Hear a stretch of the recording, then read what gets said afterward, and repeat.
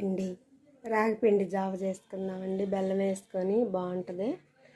చూడండి, దానికి కావాల్సిన బెల్లం, యాలక్కాయ పొడి, రాగిపిండి కలిపానండి. పొయ్యి మీద దబరా పెట్టుకొని ఎసరు పోసుకుందాం. గిన్నె పెట్టానండి, నీళ్ళు వేస్తున్నా. నీళ్ళు కొంచెం కాగాక ఈ కలుపుకున్న పిండి వేద్దామండి. వేడి చేసినా కూడా తగ్గుద్దండి చక్కగా ఈ రాగిపిండి జావ తాగితే. కొంచెం నీళ్ళు మరగాలండి. శనక్కాయ పప్పులు నానబెట్టుకొని తింటే బాగుంటుందండి. కాళ్ళు నొప్పులు కూడా రావు, బలం.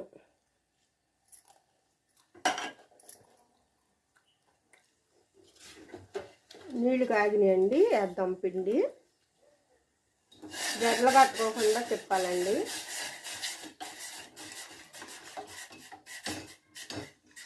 అలా తిప్పేసుకోవాలి. బెల్లం కూడా వేసేసుకుందాం, దంచిన బెల్లం. రెండు మరగాలండి, బాగా కాగాలి. బెల్లం కరిగేదాకా ఉంచాలండి. చూడండి, రాగి జావ ఉడికింది. గిన్నెలో తీస్తున్నా.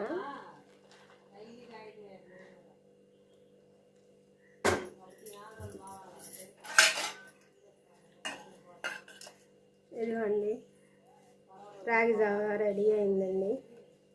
రాగి జావ కాసుకొని తాగితే వంటికి రక్తం పట్టుద్ది, సలవా కూడా అండి. కొంచెం కాకపోతే యాలక్కాయ వేసుకోవాలి, బాగుంటుంది టేస్ట్. మీరు కూడా చేసుకోండి అండి. ఉంటానండి, బాయ్. మా వీడియోకి లైక్ చేయండి.